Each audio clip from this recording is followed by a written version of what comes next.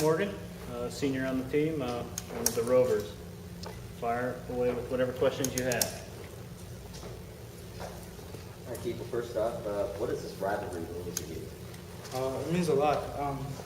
When I first was getting recruited here, this is one of the games that they talked about a lot, what the coaches talked about, and it means a lot to have the bragging rights over a whole year. And then winning the MAC last year makes it that much more important, so we can knock them off of that and take the throne.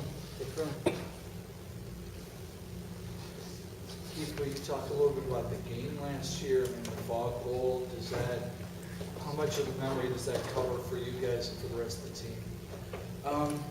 I mean, it's still in our memory from what happened last year. It was a tight game. It was down to the wire. We talked about it a little bit, but not a whole lot, because we're a completely different team than we were last year. I think we're a lot better on both sides of the ball. We're a lot faster, stronger, and more physical. So I think in terms of that game last year, we don't really pay too much attention to it because we're a completely different team.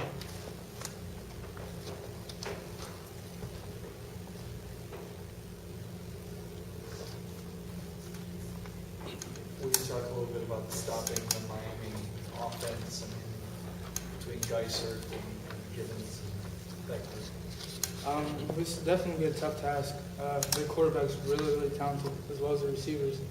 The quarterback's able to make multiple people miss in one play, and he does a lot of his really big explosive plays with them out of the pocket and make people miss, and the receivers are good at adjusting their routes to get open. So, I mean, one thing we're really focusing on this whole week is making sure we wrap up when we tackle and making sure that if you're in coverage that you keep your eyes on your man and you don't get lazy and like look back in the backfield or take a play off, because if you take that one play off, it could be the difference between winning and losing the game.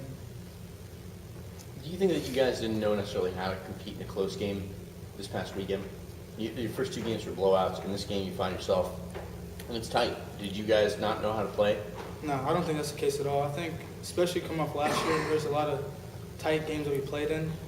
So I think we really have experience in tight games like that. I just think that, I don't know, it's just a couple of little plays here and there that we didn't make that we typically do make. That just made a difference. Keith, how do you prepare to go into a hostile environment, their home opener, a rivalry, kind of, what have you guys been saying among yourselves, kind of, to go into that atmosphere? It's a championship game. It's the only way to treat it. Go in there with as high as focus as you can possibly. Make sure every day of practice that you're giving it your all. And you can't have one bad day of practice, because that could really determine if you lose or not. So you just go in there every practice, every single rep. Even though you might be tired, taking past 5 reps, you have to stay mentally and physically locked in and just make sure you execute everything. And then just when it comes to noise, one thing we're really focusing on defense is making sure we're talking every single play, because if you don't talk on one play, it could be a couple different exchanges going on and you might not know what's going on, and then you could leave someone wide open for 6. I'm sure their crowd won't be too pleasant to you guys. Do you try to block them out, or what do you do in that situation? Yeah, I mean, typically whenever you play a MAC school or a bigger school, they're always out there trying to call you names and all stuff like that. And I mean, you kind of just chuckle at it at first, and then that's the end of it. You don't pay any more attention to it. You just get so focused to the game that you don't hear anything else they're saying. Anything else for Keith? Keith, thanks.